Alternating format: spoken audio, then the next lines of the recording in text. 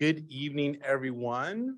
I know we had a few technology issues, so hopefully we'll have some more folks join us virtually and or in person. Just welcome to tonight's Omaha Table Talk. My name is Dominic Green. I use he, him, his pronouns, and I'm the Director of Programs and Faculty at Inclusive Communities. Before we start tonight, I would like to acknowledge the traditional homelands of the Native and Indigenous people who have lived and continue to live on the land that we gather upon. These lands were originally inhabited by the Omaha, Ponca, Pawnee, Oto, Missouri, Santa Dakota Sioux, Kansas, Iowa, Cheyenne, and Winnebago people. We take this time to acknowledge the past, present, and future of Indigenous people and to recognize the ever-present systemic inequities stemming directly from past wrongdoings and strive to commit ourselves indefinitely to respecting and reconciling this long history of injustice for all people. If you are new to Omaha Table Talks, they were initially recreated in Omaha in 2003 by the Social Justice Advisory Committee of Catholic Charity Omaha. And then in 2012, Inclusive Communities acquired OTTs and shifted them into this larger public discussions over comfort food. So we do have food here. If you're with us in person, please feel free to grab a plate as we have these discussions. We're excited about tonight's conversation. This came up out of discussions that we as IC staff had with our two interpreters or our interpreters that we use each month, just around the importance of understanding how to successfully use interpreters and translators and the importance of those individuals to each of the communities that they work with. And so this is an exciting topic and conversation that we are looking forward to. With that said, I would like to thank our sponsors for tonight, Lozier Foundation, Cox Communications, and American Family Insurance for, again, making sure that these conversations and topics are able to be had. I'm going to actually leave maybe acknowledging the interpreters since that's all this talk up to you two. And I'm going to pass it over to Pam and Leah, who are going to be moderating tonight's conversation.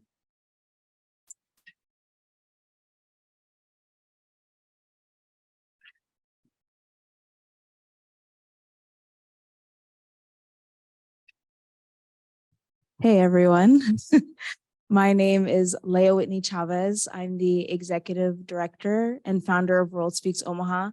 We are a nonprofit organization in the city that removes language barriers and promotes language education, just cultural awareness.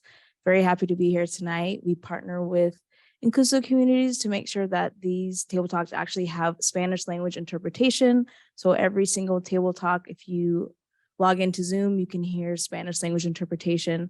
Our interpreters tonight are Andres Ramirez and Jennifer. So want to acknowledge them and thank them for being here. Thank you, Leah. Hi, everyone. My name is Pamela Duncan. I also am an ASL interpreter. I'd like to take a moment to recognize the ASL interpreters that we have in the space. On virtual, we have Amber Tucker and Tara Bass. Here and present, we have Nicole Christie and Jamie Elker.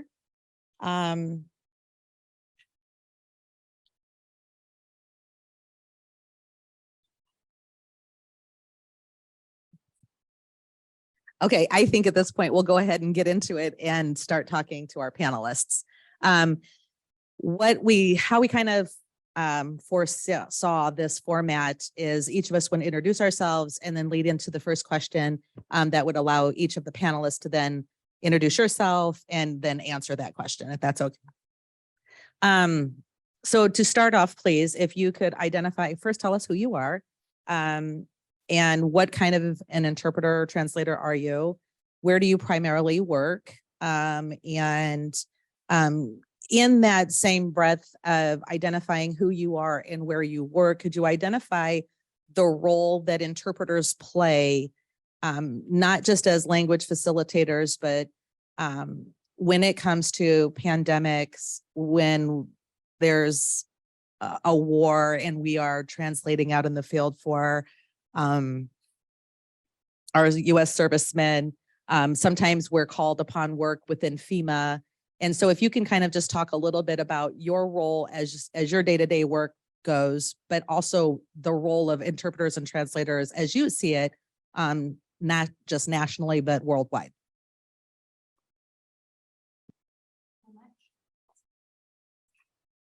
This working? Hey, everybody. Thank you so much for being here tonight. I'm really thrilled to have the opportunity to be here. Pamela invited me a couple months back, and I've really been looking forward to it ever since. My name's Kelly Varguez. I'm a community interpreter here in Omaha, working mostly in the court system. I work in the Spanish and English languages, and I've been at this for about 12 years now. I also do document translation work. So I keep myself busy that way, and I train up and coming interpreters as well.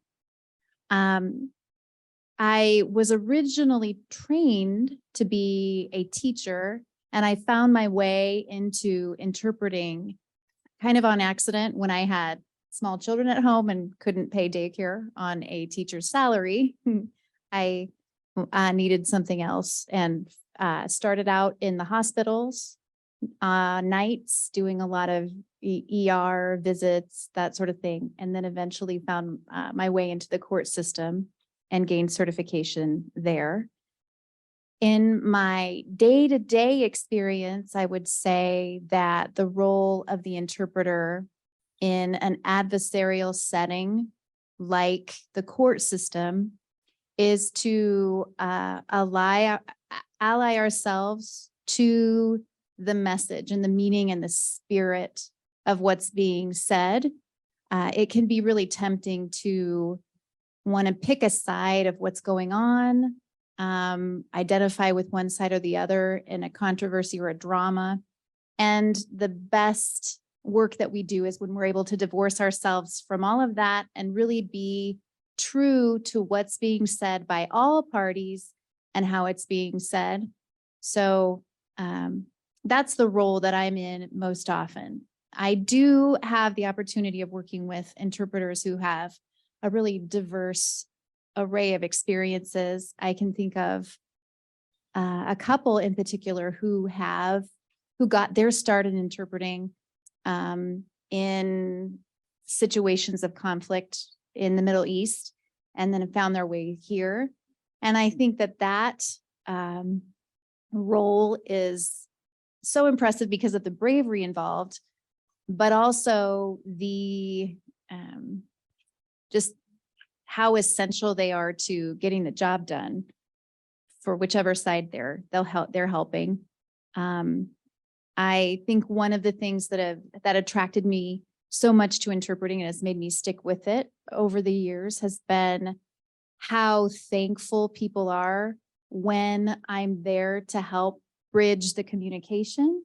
And I think even though I haven't had the opportunity to work, in natural disaster interpretation or emergency settings beyond the hospital, I do believe that the role that the interpreter plays is essential because we help very vulnerable populations of people find equal footing in situations where they just wouldn't have it and would suffer without it.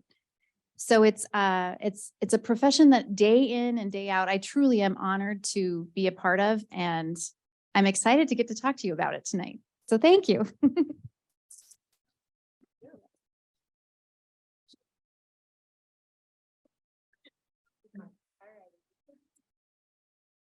Hello, my name is Ashley. I work for Nebraska Commission for the Deaf and Hard of Hearing, also as an advocate specialist / deaf interpreter, DI as well. And interesting to see that a regular interpreter and a DI is a little bit different, because if you'll notice that the two interpreters are pretty ladies, and the two online as well. The interpreters that they're doing, they work with a deaf individual, making sure that communication happens and that communication access happens. And that's maybe a person that doesn't have full communication in their language, maybe from another country, maybe they use gestures, maybe there's some expansion that needs to help. and maybe there's some language deficiencies, gaps that they have. We want to make sure that they have equivalent understanding so that they give that language to me as a deaf interpreter, and I can give that interpretation to the regular interpreter and facilitate the language between the three of us. And so I do a lot of that already in my work with the commission. It's more of a communication advocate. And some clients that we work with, also they bring in maybe documents like Kelly mentioned that they may need to have translated into sign language because maybe they don't understand completely all of the English vocabulary and the information there. And so that we are able to interpret that or translate that meaning to them. Some work that I do is also on the Zoom. And so sometimes maybe someone is on the video phone and the person that I'm working with, the client, doesn't understand what's going on in that conversation. I'm there as an advocate and working with them to make sure that they're understanding the conversation. And maybe the interpreter that's on the Zoom is trying to understand the person that is signing. And so I can also help in that way. So that's what I do a lot in my job. Currently in Nebraska, this situation as a DI is fairly new, but is not around the United States. That is a growing field, and we're working into the community and transitioning from the office and what I do there to work into other situations like hospitals and appointments, just anything, could be court, hospitals, or other situations that might need a deaf interpreter to be an advocate and in a language mentor.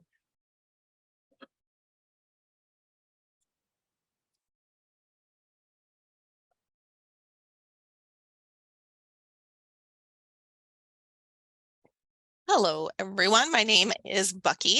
I am from Colorado, and my second home is Omaha.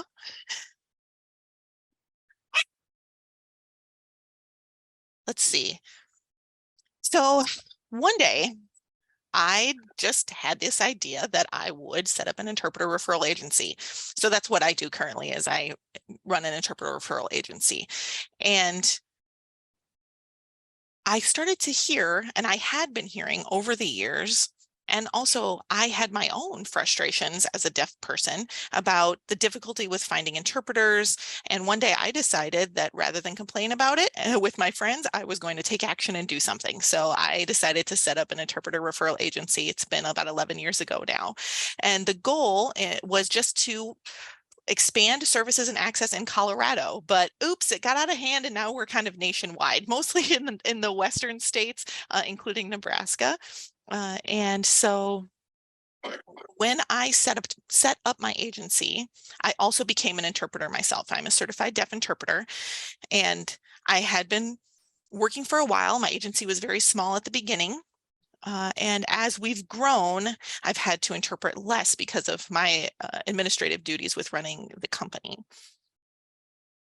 My goal as an agency owner and operator is to create job opportunities for deaf people. So all of the people that we employ in our agency are deaf. My second goal was to disrupt the industry. I really wanted to shake things up and make the interpreting profession better for deaf people who are utilizing interpreting services. Agencies typically and historically and even currently run in ways that benefit them, that make it easy for them to do their job, and that are strongly guided by the people who can hear, who are hiring interpreters and paying for the interpreters. So my goal was to change that and have it be deaf-led and deaf-centered.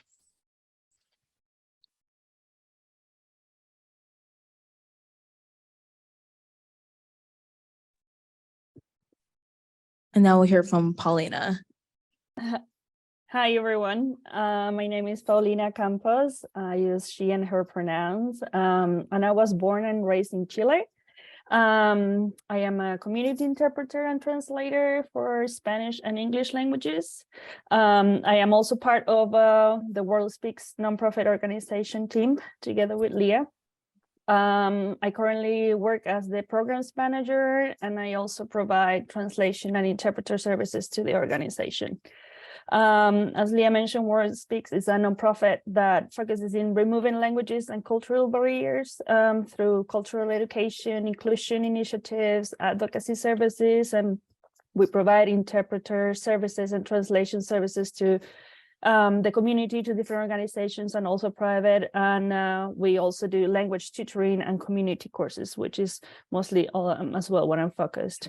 In terms of my experience, interpreting has been mostly in the educational field and also in community events. I particularly think that being an interpreter is such a big responsibility. It's something that enriches the community. It makes everybody hear the actual voice that is there, the people that they're not maybe able to communicate as communicated in the same language is already difficult. So imagine somebody that is even trying as a second language to communicate. It's just something that it captivated me when I encountered it. In terms of my experience, I started all of this being a flight attendant. I'm coming from a very, very small country in Chile, and I moved towards the Middle East and traveling the world and seeing how much need for interpreters was there, and becoming an interpreter without even training in that sort of situation is what made me realize how important this job is, and how important it is to voice this out and to uplift the job, and to make everybody aware of the respect that interpreters should have in this field. Because as I said, in whatever is a war, a conflict, or even in a medical situation, that could really save lives. It could really make such a big impact that without an interpreter there to be able to voice that, it could completely change the situation.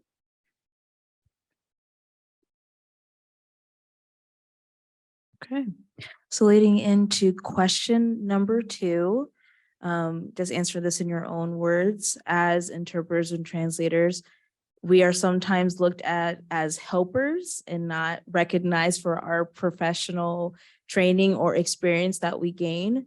Can you discuss your individual journeys in becoming certified, licensed, or gaining experience? If someone would start.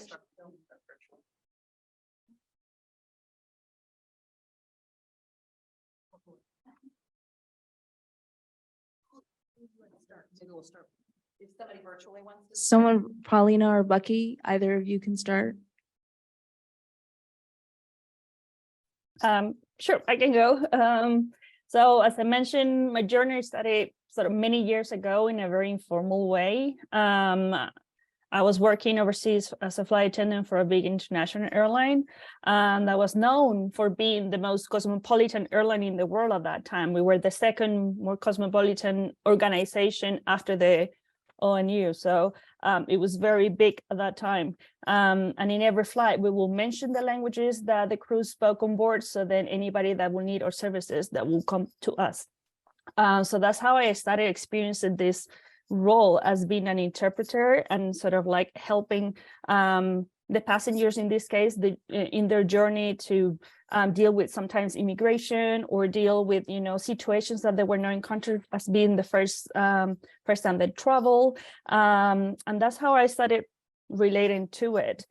I also, when we started the Latin American routes, I was one of the appointed Spanish speakers on those routes. So my role as being an interpreter and representing my culture in those routes was also very important and big. And then after I moved to the US, I continued working in the aviation field, but I was working like on ground. So I was able to work with different Spanish airlines and assisting customers in their journey. Again, sometimes they will have problems entering the country, and you will have to be there, to actually be able to voice what they really wanted to say in a way that it was accurate to the authorities. And also sometimes they will have different troubles that the airline will not be able to actually understand their needs, as a lot of the needs were also cultural. And that was sort of like a big gap that was between what the airlines were and actually what the passengers or the people needed. So I sort of became the bridge in that sense. And then after I moved to Minnesota, and then I changed fields to education for different other reasons. And that's when I started working for the local schools. And I saw an opening as an interpreter job. And I thought, well, I sort of like have done this. So I went and I did the test. And then I realized that I was like, it was so much that I didn't know, and that speaking two languages is not enough to be an interpreter. It's so much more that it comes with it. So that's when I started to do my research and, realizing that there were just different courses that I could take, that there were different certifications that you can actually achieve, that there were different types of interpretation, even that I wasn't really aware of all of the formal training. So I decided if I wanted to be an interpreter, I was going to do it properly. So I enrolled in a course and I completed my training. So I obtained, a certificate to start as a community interpreter, because also that was another field. I saw so much information. You could go through the medical field, to the legal field, to the community field. So for me, it was thinking about what really filled my heart, and being a community interpreter was that. So once I started working as an interpreter, then I never stopped. I just kept looking for different opportunities to reach that. And so much that even, that led me to work or to apply to even other full-time positions that were involved directly with the community, providing access to resources, to information, to create experiences for families that they were not able to achieve or to reach all the information because it wasn't in the language that they spoke at home. So that was a truly amazing experience for me, and that's how I started my journey as an interpreter. Thank you.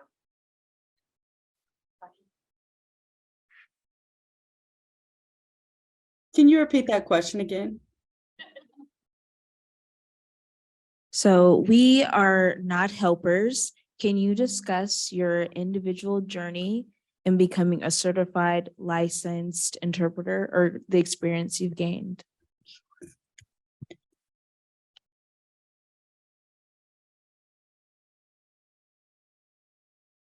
One thing, well, thank you for repeating that question, first of all.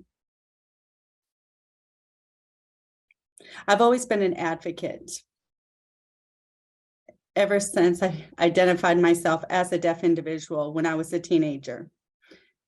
I have always found myself as an advocate for my deaf equalities, also for my deaf friends, also for me as a deaf individual. And that is what led me to setting up my interpreting agency and wanting to advocate better for deaf consumers and users. 1 or 2 years after I set up my agency, to get really a better understanding of being an interpreter, not just running an agency, but actually knowing what the interpreters go through and the work in general, not just the surface level. I've seen them, I've used interpreters myself, but actually myself understanding the process mentally on doing the work and being able to translate it and all the things that go involved in becoming an interpreter. I decided then to take classes, go to workshops, all of that to get my certification, and then go out there and become certified and interpret. As an advocate, I could not, while I was interpreting, do that. So that is something that I did struggle with, not being an advocate at the same time as being an interpreter. So that was very tough. I had to realize I am here as a role of only an interpreter, not an advocate. Also, interpreting after a while, I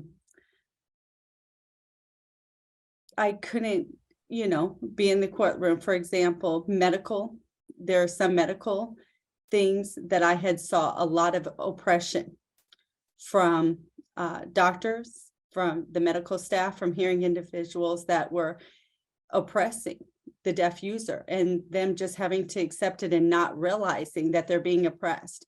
So I take less assignments like that because I know that my personality, my character, I'm really deep down an advocate. So I have to turn down those, and do mostly platform interpreting. My goal as an interpreter should be able to really analyze and figure out what your personality is, what this means to you to be able to facilitate communication, and that be it.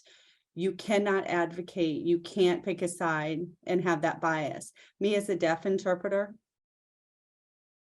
sometimes I'm looked at as an helper or an advocate for that deaf individual. But at the same time, that deaf individual, deaf individual, I missed that part, is lacking a lot of the cultural awareness of their hearing counterparts. So a lot of time as a deaf interpreter, I have to really expand and go in depth on what the meaning is behind what they're trying to say. So that I have to completely sometimes sign the message completely different than what is given. And sometimes it can take hours to get a true definition. So all that background knowledge that they don't have, be able to give that to them. So, but me as a deaf interpreter, no, I really have to get the spirit of the message out there so that it is clearly interpreted. And so as an interpreter looking at the sign language interpreter, they definitely need to be there to facilitate communication with cultural awareness at the same time.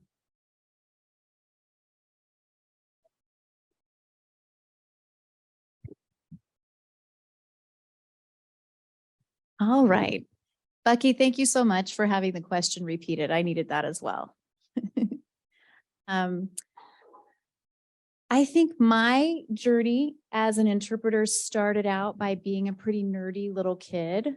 I grew up in a hearing, seeing, English speaking home. And some of my earliest memories are being in the grocery cart with my mother in the grocery store and having her say, "Kelly, stop gawking," because I was staring at people around me who were speaking another language. And I was like, how can they, I don't know what they're saying. I don't know what that means. And they're somehow understanding each other. And I had that fascination from the time I was really little. I started learning Spanish in high school and was lucky to spend a year in Mexico where I obtained the fluency, the ease in expressing myself that I had really longed for a long time. I unrealistically thought, oh, I'm going to learn to speak Spanish as well as I speak English. And that's a goal I'm still working on to this day. But I did get to the point where I could express myself sometimes even better in Spanish than I could in English about certain topics. And then I found my way into interpreting, as I explained a little bit earlier, just through need of being able to provide for my family and take care of my kids at the same time. So I worked nights in the hospital setting. When I did that in 2007, there was not yet a certification requirement for medical interpreters. I know that there has been a couple different exams that have been developed since then, and that hospitals are starting to require their interpreters to get that certification. That's not one that I ever obtained, but about 2 years after I started in the hospitals, I learned about court interpreting. And just as I was instructing another group of hospital interpreters, medical interpreters, I made a goal for myself to obtain court certification just to see what it would be like.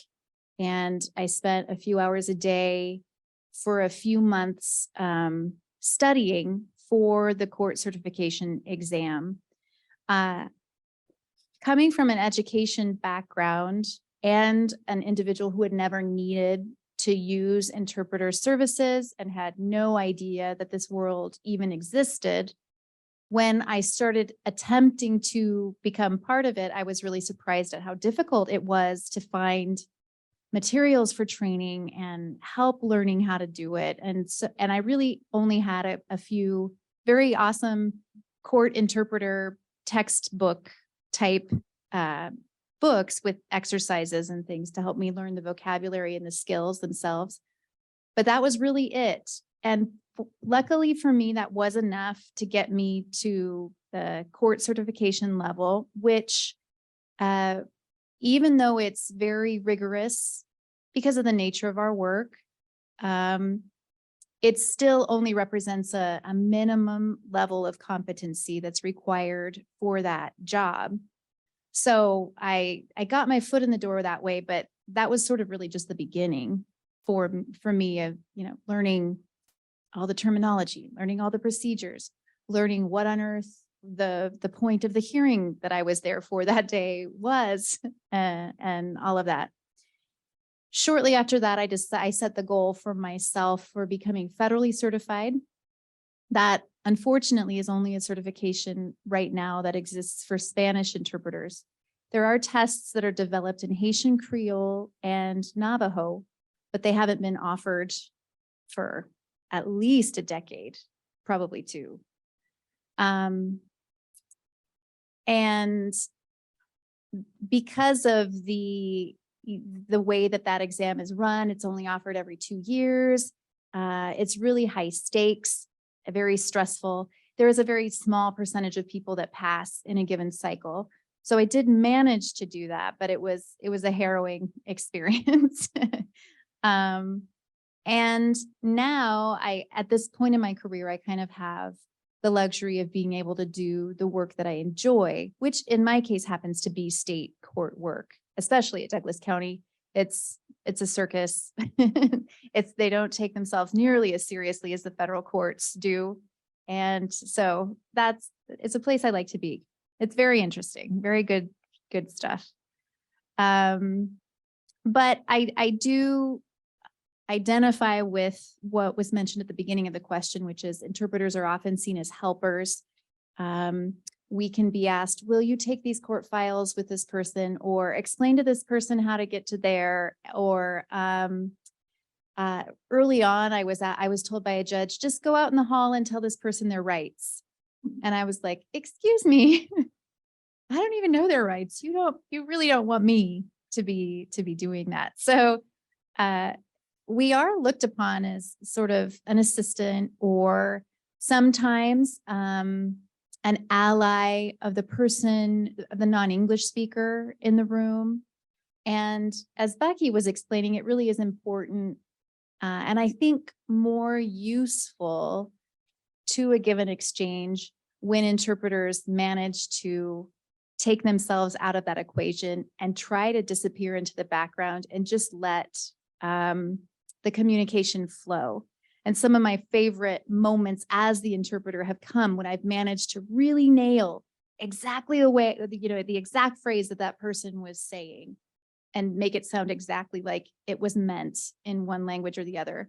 And seeing, the light bulb go on, or seeing people start to forget I'm even there.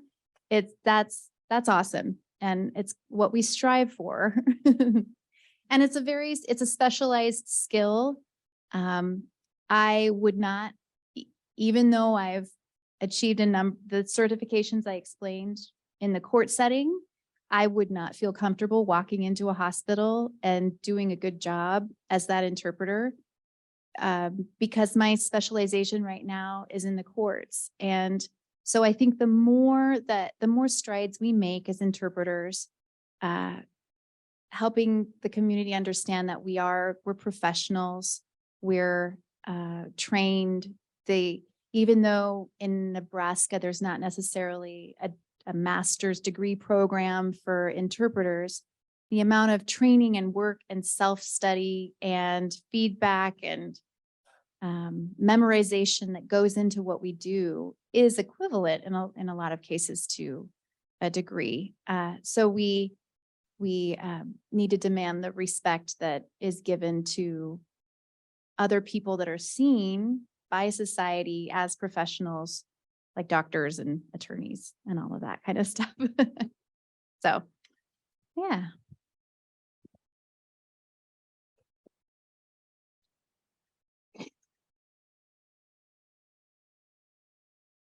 Okay, for me, as a person that was born deaf, who was not hearing at all. I did have a cochlear implant when I was 18 months, fortunate enough to have access to both languages, both ASL and spoken language in the home.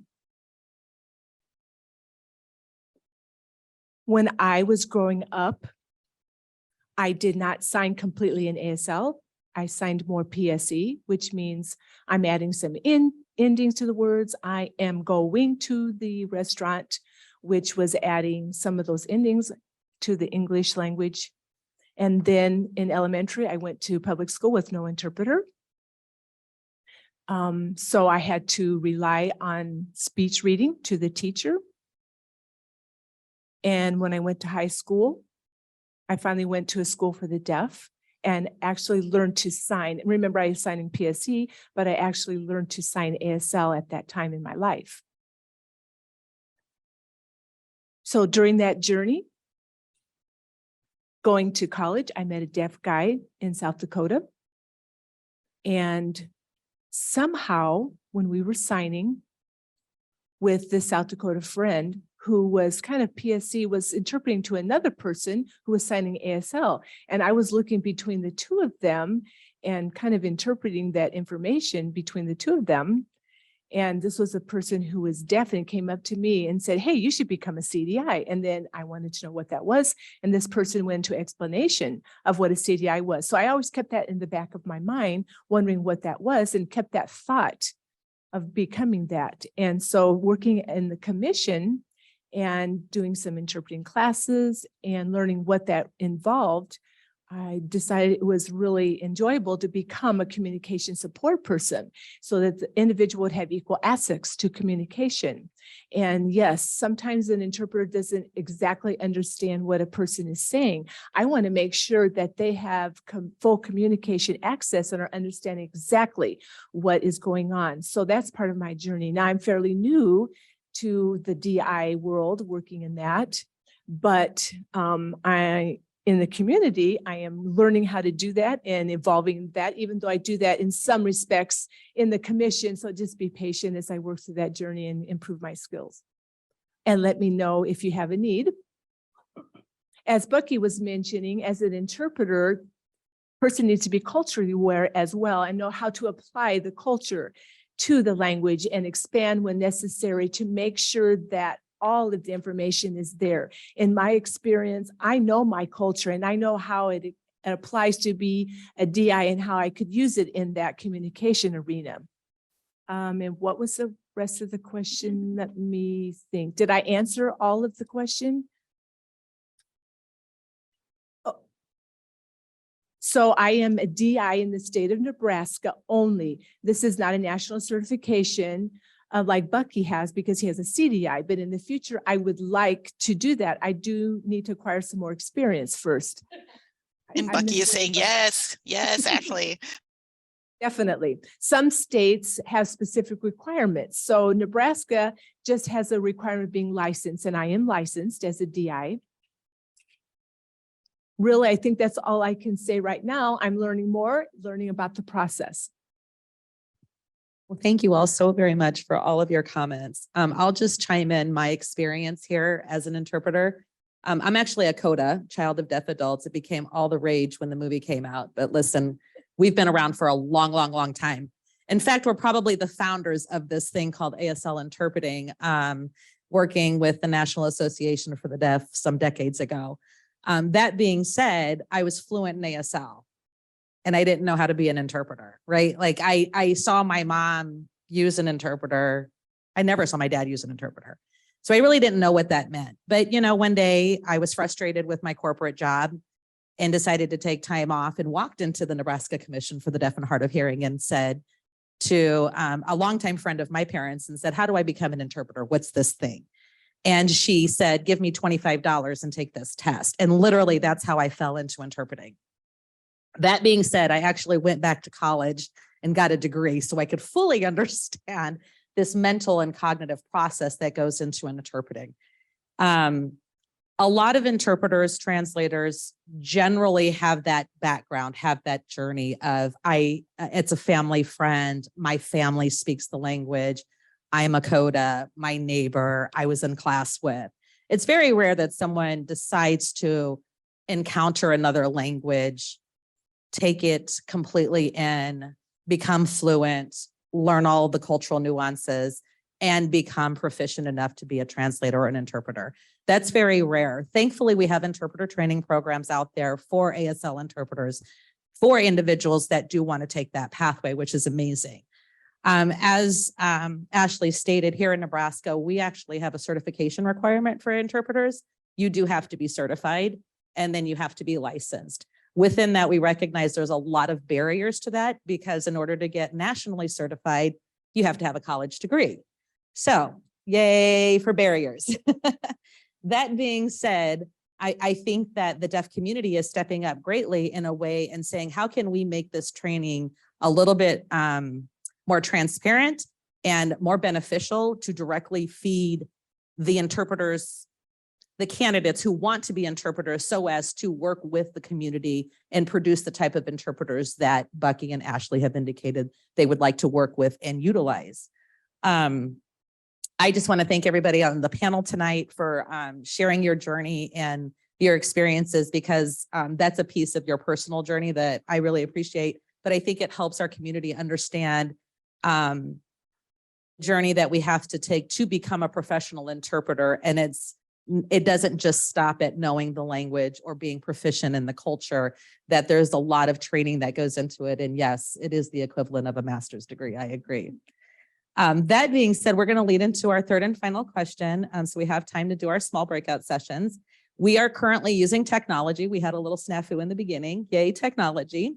But I would like to take a moment and have each of the panelists talk about how we can best use technology in a virtual interpreting setting. And I want to just kind of preface that statement with the COVID pandemic, we were all forced to go virtual or go remote. And for a lot of us, we kind of applauded that. It was a much needed break that we needed from the daily rigmarole. We got to sit in our pajamas a couple of days a week. It was kind of nice. But I will say personally, as an interpreter, I am being requested to remote in to grade school classrooms that 3 years ago we were saying our children don't need to be on screens this much. And now we're saying, hey, deaf child in kindergarten, we don't have an interpreter for you.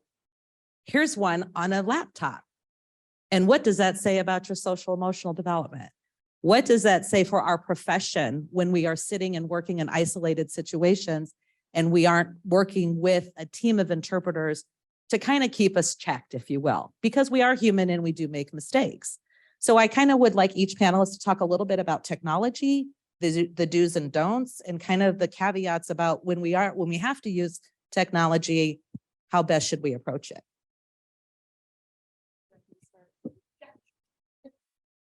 All right.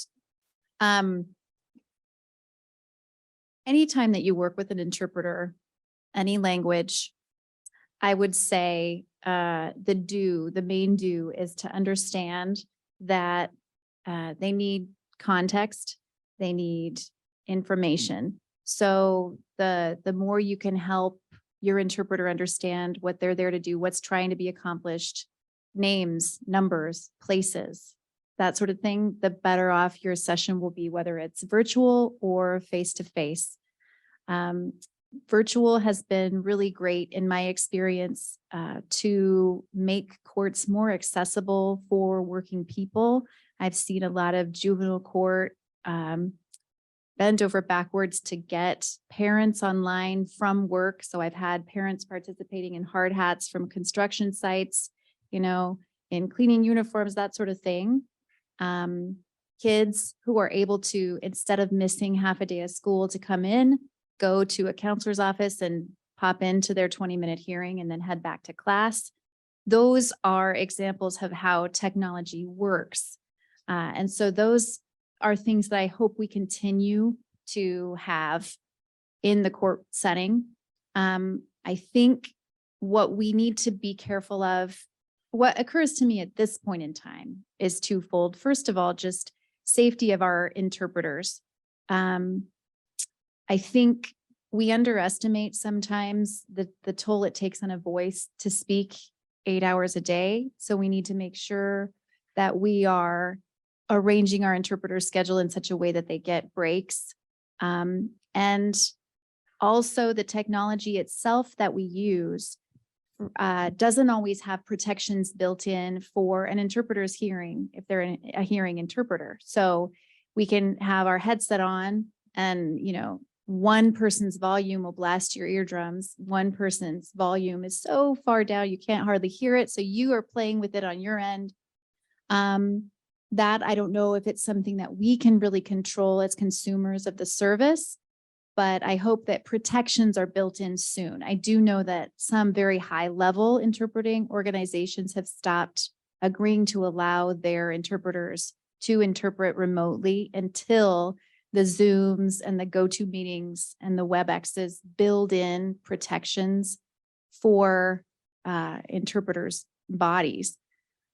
So that's one thing. And then the other don't of technology, I believe, would be to cave to the temptation of thinking, oh, I can't find an interpreter here in Omaha. I'm going to hire this person out from who knows where, who knows what qualifications, who knows what background, but there'll be a person on a screen that will help my client out. It's imperative for users of the services of interpreters to understand what it takes to gain these skills and to make sure that when they're paying for those skills, they're paying for people that have actually honed them. So that's what I would say.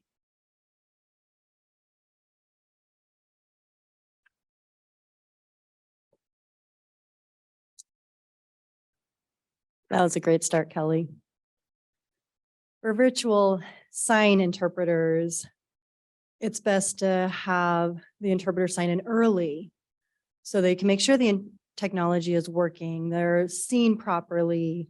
Also being able to prepare ahead of time, you know, making sure there's that connection if there's any questions the interpreter might have beforehand, and you can get those kind of figured out prior to the assignment. During the virtual, I always emphasize to make sure that you give the names first so the interpreter sees it and can spell it and speak it properly. When you're looking at one interpreter, if the interpreter doesn't know the name or know who's speaking, then me, who's just looking at the interpreter, may not know who's actually speaking. I'm thinking it's just a woman or a man might be who they can tell me, but I want to know who's actually talking. So being able to give that name prior to voicing for the interpreter so they can give that to me. So a name is important. Also avoiding the overlap in conversation. I'm sure in Spanish interpreting, you get the same thing. When people start talking over each other, you lose track of who's saying what and where they're at. You're so far behind in that, and the person who's using your services becomes behind in what's happening. And that can be hard in a Zoom platform. Just being mindful that you need to give time for the interpreting. Ask the interpreter, you know, how much time they might need. Also, just for them to be on the call. You might think it's an easy topic and one interpreter might be okay for an hour session, but maybe it's a more in-depth topic and that interpreter really needs to have a team person there. And usually interpreters have a policy that they follow to have a team, and they are switching back and forth to provide each other that break. And when they do have another team interpreter, make sure you're giving them time for that switch as well when they're going back and forth, because they're going to turn off their camera and turn back on their camera. And so you need time for that process. I'm not sure if that's the same with Spanish and how they work either, but that's how we do it. I think that's all. Somebody virtual want to answer? Yeah, this is Bucky. I can go ahead and go next. Technology is a wonderful thing and a not so wonderful thing. It's like what just happened to me. I just froze and had to log out and log back in. And that wouldn't happen if I was there in person. I wouldn't have to rejoin. With sign language interpreting, prior to the pandemic, deaf folks generally hated remote interpretation. It was not ideal. There are a lot of different situations where it just was not equal communication access. Having a remote interpreter was not creating access. But then, of course, when COVID happened, we had to think outside of the box because we didn't really have a choice. And virtual interpreting got better. There were a lot of changes. The standards changed, the quality got better. And now, overall, the deaf community is more accepting in general of video remote interpreting. We call that VRI. And it's typically the problem is that the person who's paying for the services is the one who's getting to choose, not the deaf person who will be actually utilizing the interpreter on the screen. So there are some deaf folks who are very happy using VRI, and there are some folks who never want to use VRI, and there's everything in between.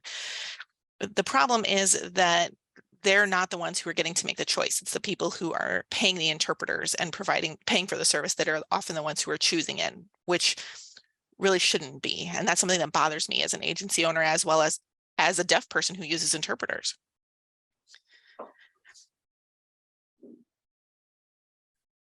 So for billing purposes, sometimes the virtual interpreters will have a 1 hour minimum where an in-person interpreter would have a 2 hour minimum. And that was prior to COVID. But then after the pandemic hit, virtual interpreting became the norm for a while, and that 1 hour minimum for the virtual interpreting as a company, I decided to actually make that a 2 hour minimum as well. And the reason is similar to what some other folks have mentioned, is that I don't want the paying entities who are deciding whether or not to have in-person or virtual interpreters to have even more incentive to go with virtual interpreters, because in their minds it would have been cheaper because of the 1 hour versus 2 hour minimum. So I made it a 2 hour minimum so that makes it more equal footing and doesn't just give them an easy out from that bottom line financial perspective to say, we're just going to do virtual because it's only a 1 hour minimum.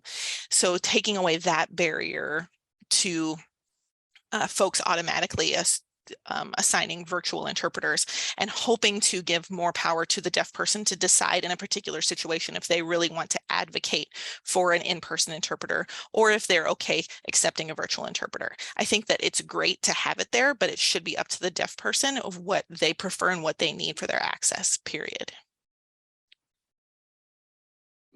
I'm going to add something to that with the VRI. Bucky is completely right. It does not apply to everyone. If you have a deaf blind person, they can't see the screen usually. So if you have a person there, they can actually be close to them. They can use tactile. They can use whatever resources they need. On a screen, they may not understand what's going on, but having an in-person would give them clarity, whether they're using gestures or signs, to make sure that that person understands. On virtual, they would have to get so close, they wouldn't be able to see the person's hands as well as they could as in person. And that space can be important when you're working with deaf blind. Can I just add one little thing that occurred to me? I think it's helpful sometimes if you are in the role of the person who hires the interpreter, if you're trying to decide between, do I bring someone in person? Do I just go with what's online? It's helpful to think about the subject matter that's being dealt with. And I know we can't always predict what someone else is going to want, but sometimes, we deal with really heavy topics. Would you want to learn about a heavy diagnosis from a screen? If not, consider the option of bringing someone in. Would you, want to hear about your child's trouble with the law from an interpreter in two states away? Maybe not. Maybe that would be something better to have a human there. There's a lot to be said for the human connection, and some of it can get lost. And on the flip side, at least video allows us to get some services to people who might not have had them otherwise. So it's not the worst, but it's nice to have humans face to face. Yeah, I echo what you just said. I think it depends on the situation. The person that is hiring an interpreter should already have a previous knowledge of what is going on and what is that the other person that is going to need the interpreter service is going to prefer. It should, be able to have both in person and virtually available. This is why I think we emphasize so much in terms of asking for an interpreter service with time. It's not easy from, we need to tick the box. We need to have an interpreter just because, it's required. No, it's not just about being required. It's about what is the need of each individual in order to have that service. And the person that is hiring the interpreter, it should think about those things. Also, in terms of the interpreters, we prepare depending on the situation. As you mentioned, if it's something medical, what kind of diagnosis it is, or what kind of situation are you going to confront, because there is vocabulary, there is things that as an interpreter you prepare for depending on the situation. So having as much information as far in advance as possible for the interpreters is crucial in order to provide that service the best possible. If we have the time to prepare, if we have the information that we need, we will provide a much better service in that sense to both parts. And sometimes that's overseen, saying like, oh yeah, the last thing that we think about is the interpreter, because it's just ticking the box. So that's something that I believe is very important. And also having the awareness that when we are interpreting online or virtually, we are multitasking. When we are in person, you can actually get there and focus just on the interpretation. But when we're online, you have to manage your technology, you have to manage your equipment. Sometimes, as I said, the volume, the audio is not completely reciprocate. There are all those details that for somebody that is creating the event is not aware that interpreter also doing more than just one thing. It's not just interpreting, it's actually making sure that everything falls into place in order to provide the interpretation correctly. So providing time, and also if it's, we have panelists or we have more than one person speaking, make sure that we give that information, that we pass the information through the interpreter. Any changes, last minute changes, could be something cultural. It could be something that you as the person that hires the interpreter is not aware, but the interpreter itself is. So having all of that information across, I think, is crucial.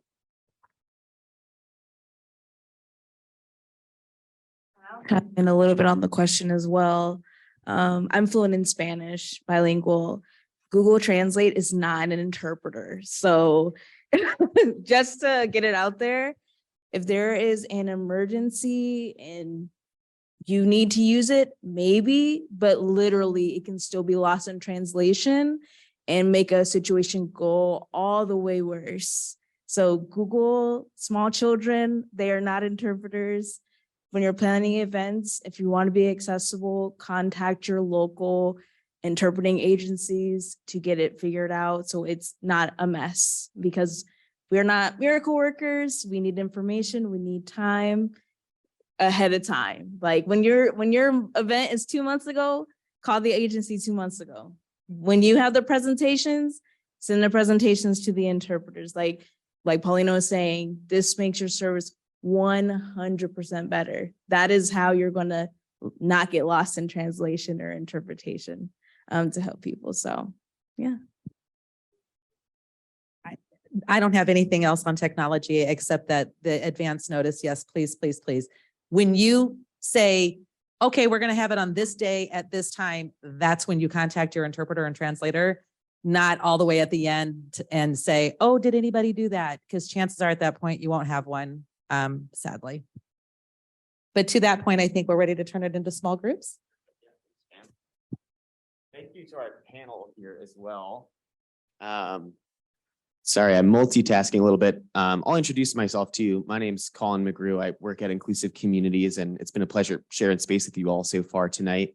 We're going to break out, as Pam said, into our small groups, which is sort of the second part of this discussion and just gives us here in the room and then also on Zoom the opportunity to debrief what we heard and get some action items and all that good stuff as well. So for my Zoom folks, Cami has graciously put us into sort of evenly split into 2 groups. Each one will be led by either Sherry or Holly, who's kind of got some guiding questions and will allow the discussion to go from there. And I think in this space, it works best if we just divide into around like 3 groups. Katie over here will lead one of those groups. If we want to just, Katie, if you want to pick up and move over to this table, Drew's got his crew over there, and then I'll hop over here. And then feel free, our panelists, if you want to join a room or a table, feel free to do that. Or if you want to take a break, feel free to do that as well. So we're going to do that. Probably for about like 15 minutes. All right. And when we get back, the one thing that I want us to do is just have like 2 like highlights from your discussion that you can share out just real briefly so we can be respectful of everyone's time. So maybe elect a spokesperson or a notes taker, but either way, just like a brief 2 things that you want from your discussion to sort of exist in this larger space. I can go first. This is Holly's group. This is Holly. We elected myself. So the two things that I really stuck out from our conversation were just the aha moments around needing to give translators and interpreters, I will generalize and say respect, and just sort of the things we've taken for granted in the past, giving those individuals more time to provide the services and not taking for granted if someone speaks 2 languages, for example, that they should be able to interpret on top of whatever other role they're playing. So we had a lot of discussion around that and our appreciation now, a greater appreciation for the skill set involved. Sorry, multitasking. Thanks, Holly. Appreciate it. Sherry, did someone from your group want to share out? So this is Sharon speaking. So what we came away with was, first of all, that there aren't near enough of us in any of the interpreter, translator fields, either one. There's not enough of us. And we also talked about the need for translators and interpreters to know how to talk to each other about the work before, during, and after. It's important to be able to accept constructive criticism from our peers and our colleagues to make the field better. And, you know, I think that's pretty much a lot of what we talked about. Thank you, Sharon. Appreciate that. Are there any additions from the Zoom folks at all? If not, we can shift our focus here to the group in person. Is there a particular group that wanted to go first? Okay, perfect.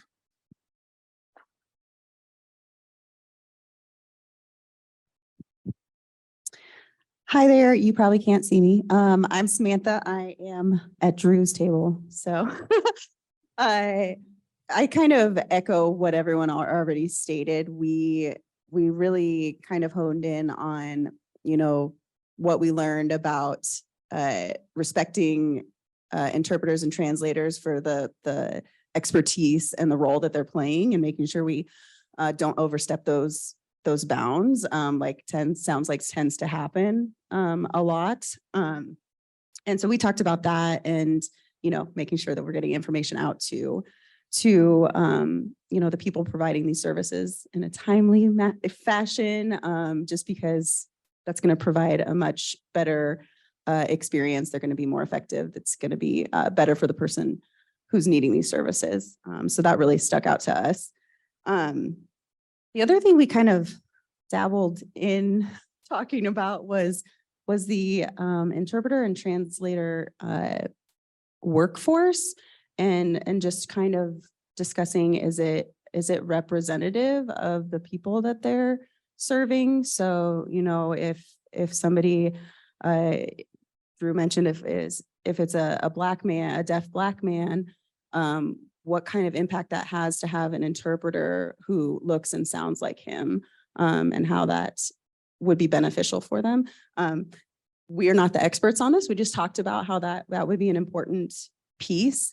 And then we also mentioned just working interpretive services needs into the project planning step.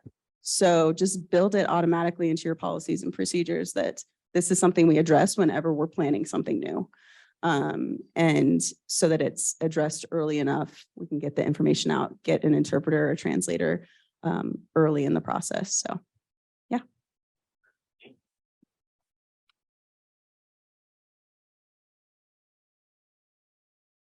Thank you. I'll throw it over here to our elected person, Tony. Everyone. Our table kind of discussed two different aspects. One, kind of echoing what others have said about just the expansiveness of interpreting and translating and kind of all that goes into it. So we talked a lot about several, workforce segments that need to be culturally sensitive and how that plays into the interpretation translation field as well, and that we're front facing with communities and people every day, and there are specific job sectors that focus on that. So how are we being culturally sensitive while also getting the information out? So that was something that we talked about. We also talked about kind of the personal forming and connection that you all kind of mentioned about how you got started and kind of what that means for maybe the undue burden that like children that are interpreting for their parents like their whole life, and that that's kind of different than the formalized aspect of the certifications and things like that. But what does that actually mean for the community and those people that are participating in interpretation that way? And then we talked about some of the things around like messaging, so and kind of why we're here, why we came, and what we kind of got from the experience. So we really talked a lot about like focusing on the messaging and that it's truly life or death in some situations. So if you're working in the medical field, like several of us talked about, or in social work or things that really impact people's actual lives, that it's extremely important that that experience is a positive one, because there are a lot of other like secondary emotions and psychological and other things that can come from not having interpretive services at all. And we talked about kind of gaps. So there are organizations that have no resources at all. So if someone walked in the door and needed some kind of translation or interpretation, where would they send them? And what kind of experience would they have? So just wanting to, kind of expand our knowledge and figure out ways in which we can plug into this work.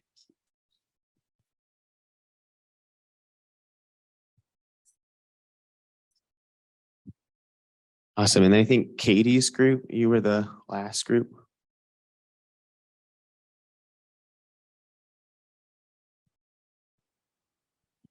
Our group similarly shared a lot of the experiences as far as requesting interpreters in advance, so not waiting until the last minute, making sure that you're being proactive about securing these resources. Another big area that we focused on was kind of just lived experiences, especially with VRI, and how COVID impacted VRI availability and overall quality. There was different, interpretations or opinions about how effective VRI is in general, and how COVID made some things better as far as it was needed by more folks. So that helped kind of spur the urgency to improve the technology, whereas previously it was almost kind of just like a thing that gathered dust and wasn't really utilized. So that was just an interesting point that even myself, not too familiar with VRI, and just having more education and better awareness about what exactly we can do, especially like in healthcare settings and things like that, where VRI is really important, making sure that we have those resources readily available and it's not just like an afterthought.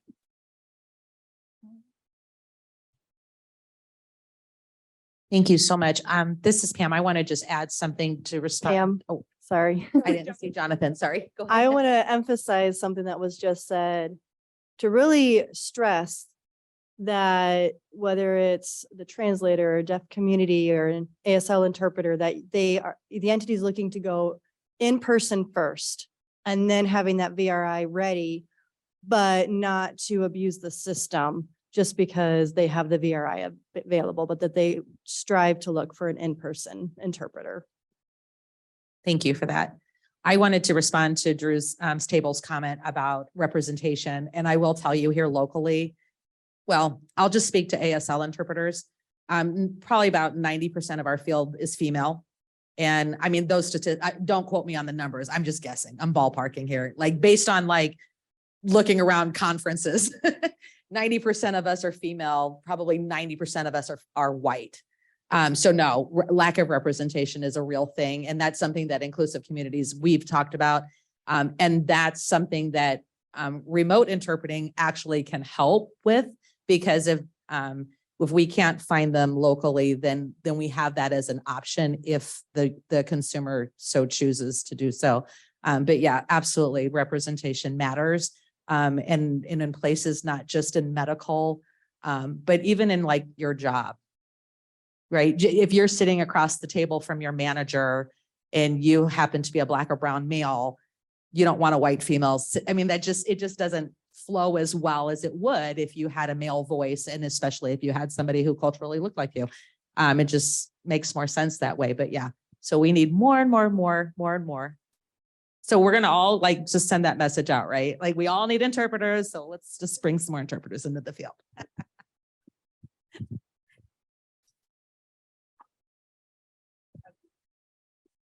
And I think now is just an opportunity for our panelists, if there's like any wrap up or moderators, if there's any like action items or calls to action or really anything maybe to follow up on. This is now just sort of our opportunity to get a little bit of closure before we have the rest of our Tuesday night. Is there a panelist that would want to do that? Looks like Bucky has something.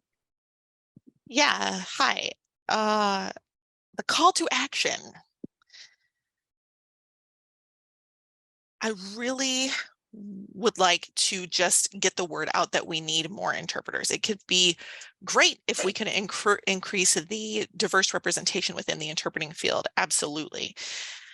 I know right now there are a few one formal interpreter training program that is specifically designed for people of color, interpreters of color, Black, Indigenous, and people of color who want to become interpreters, to create intentionally that greater diversity and representation within the field. But interpreters don't grow on trees, unfortunately. So we really do need more interpreters in general of any background. And I think a large part of the fact that we don't have enough interpreters is because of career choices. So when we're all in high school or maybe even college and we're trying to decide what we want to do, and they have those personality tests that figure out what careers, like I should be a doctor or I should be a postal worker or whatever.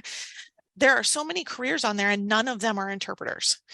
Interpreting is not listed. People don't even know that it's a job. They don't even know that it's something that they can be.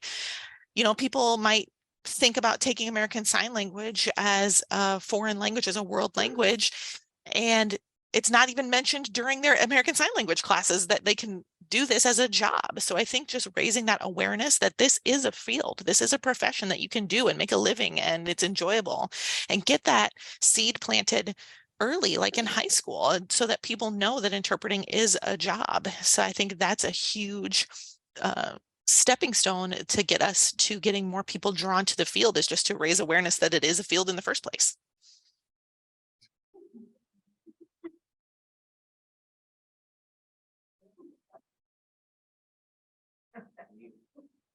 Anyone else? Okay. I know that was lovely. I'd like I to couldn't add do to it any that better. if I could. This is Sharon Sinkler. Can I add to Bucky's comment? Oh, please. Yes. Okay. So not only, I wholeheartedly agree with everything that he said, but not only that, we also need more. So let me back up. So ASL could be taught as a foreign language in high schools, right? Just like Spanish is, just like German, just like French. In fact, I think a lot of students would prefer to take ASL than they would German or possibly French. Just saying, I don't know, I might be wrong. But we need people that can teach those classes, right? So some schools have said, yes, we would love to add that as a foreign language, right? But we don't have anybody that can teach it. So we need people who are deaf to get teaching certificates, to go out and start teaching ASL to these high school students, to plant that seed, to plant that desire to say, oh my God, I love this language. I want to do something with it. So that's my 2 cents worth to add to Bucky's 2 cents. Thanks, Sharon. Appreciate it. Okay, just to be mindful of everyone's time, because I know, with the Zoom situation and us getting started a little later, it's math 7:45. Okay, yes, 7:45. So we handed out some in-person evaluations here for our folks. If you wouldn't mind taking just a little bit of time to give us your feedback, we'll make sure we get a link to the folks that attended virtually. There'll be like a wrap-up email that is also sent out to folks that attended with just some maybe like resources or ways to further, your connection to either inclusive communities or the agencies and people that are represented on this panel. I think that's pretty much all the housekeeping I have. There's plenty of food, so feel free to take food with you, whatever that looks like. No shame in walking out of here with 2 plates in your hands. That's allowed. So do what you need to do, and then we'll slowly sort of pack up and go about the rest of our Tuesday. So thank you all so much. Really appreciate it. And we hope to see you at another one of these sessions. So thank you so much.